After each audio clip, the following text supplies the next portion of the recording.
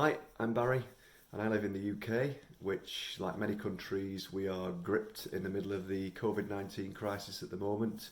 I wanted to make this video. This is my only YouTube video so far because I know of a tool and I wanted to talk about it because I think it may help some people with their morale as we move through this problem together. I guess if it helps one person, then it's succeeded. So the tool is called a change curve, and it's all to do with how people feel and act as they experience any type of change. What I want to do is do a brief little bit of background about what the curve actually is, and then get into some more specifics about how what people might be feeling and how they might be acting at various stages along the curve, and hopefully give some good examples of how we can help people feel a little bit better through this crisis. The curve was originally developed by a psychiatrist back in the 1960s called Elizabeth Kubler-Ross. She did a study which related to the stages that people go through when they're subjected to grief from terminal illness. And it might have been from the patient's perspective or from the perspective of a family member or friend. This is the model. And you can see there are two axes.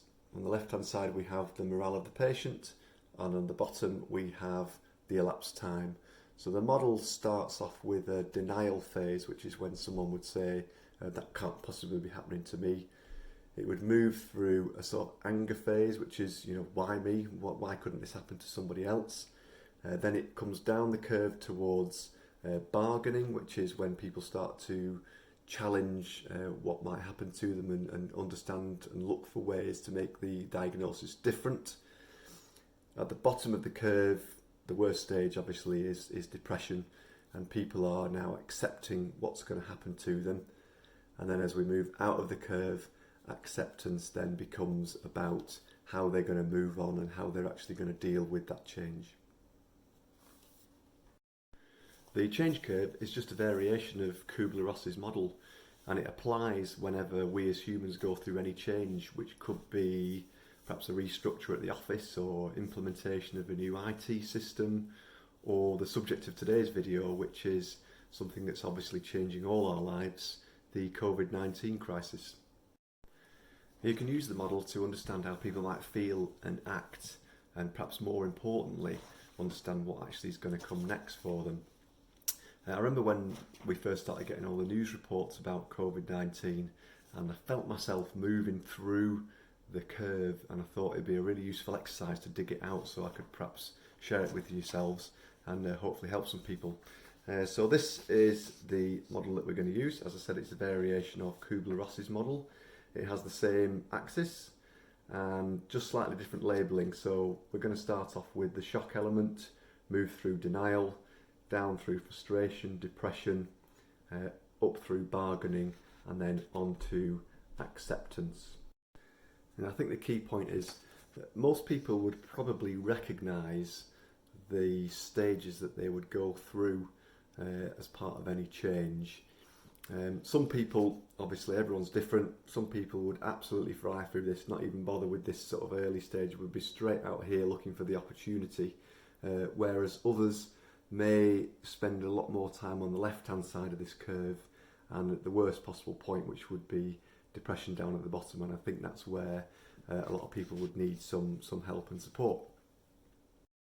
Okay, let's start with shock. So obviously at the end of 2019, early 2020, we were getting the news reports from China about the impact of COVID-19 and the unfortunate people that were losing their lives, and I think many of us, including myself, moved quickly into this sort of denial phase, which was, it's not going to come here, it's not going to happen to us. Just on denial, I know there are people who are still stuck in this stage, and clearly this should not be the case now. People should have moved on through this. There is no way you can deny what's happening, and I'm wondering whether maybe it's something to do with the message that we are being given by our governments just not being strong enough. So I thought I'd come outside so I don't wake everybody up to say, don't go out, stop going out. If you don't go out, you won't catch it and you won't be able to pass it on to other people. Please listen to the advice. maybe that was strong enough, maybe not, but if we don't stop listening to the advice that we're being given, the government is only going to, tighten up the liberties that we have, and it's just not going to feel good for us, and we may end up in a situation where we're seeing in Italy at the moment, so where things are, social unrest is starting to take hold a little bit in some parts, which is not good. So the next stage is frustration. And this is when people have started to understand a little bit more about how the change is going to affect them. In Kubler-Ross's model, she had that down as anger, but it's labelled in the change curve as frustration because everybody, of course, reacts differently. Some people may well get angry, some people may go into their shells, some people may just shrug their shoulders and get on with it. Some people may go out and buy toilet rolls because they've not really understood it properly, and it just shows how people react differently.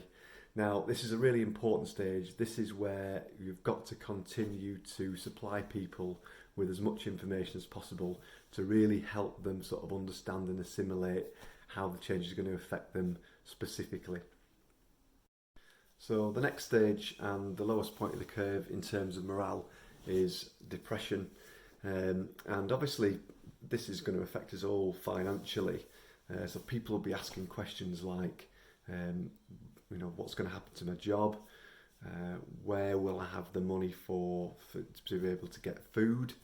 There'll be health issues, so not just what happens if I catch the illness, but also people might have current health issues that they need treatment for, which is perhaps being postponed or not dealt with. People will be asking questions such as, have I prepared for this enough? What happens if it happens to myself or a family member? So it's it's a very challenging stage, and you can see that it's clearly very important to help people get through this stage as quickly as possible.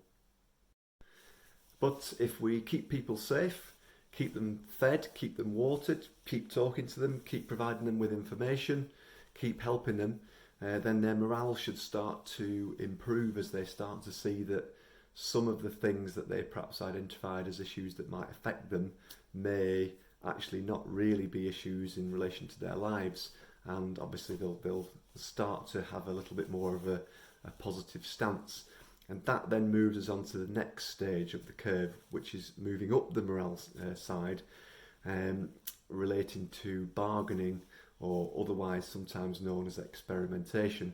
Now, in Kubler-Ross's model, she had bargaining before depression, but that was specifically in relation to the grief stages that people go through during terminal illness.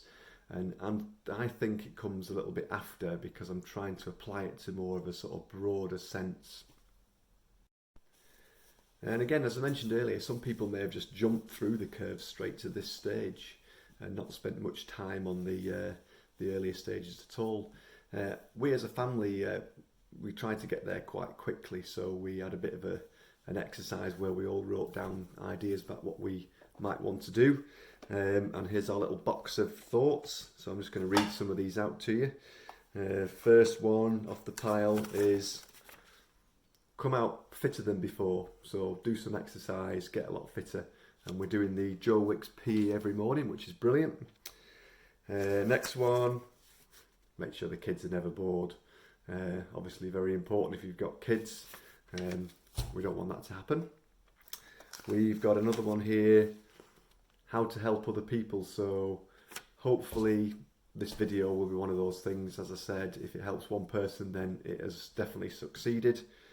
The next one, learn a new skill. Perhaps YouTubing for me. Doubt it, but we'll see.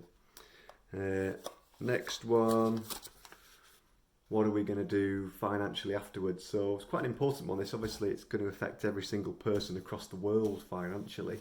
I guess for people that might have a bit of capital behind them, they can look for opportunities to see what is undervalued after the crisis and then make some investments. But for people who don't have any capital spare, then what are the other opportunities? Perhaps you can put the new skill that you've acquired to practice, or things like housework, gardening.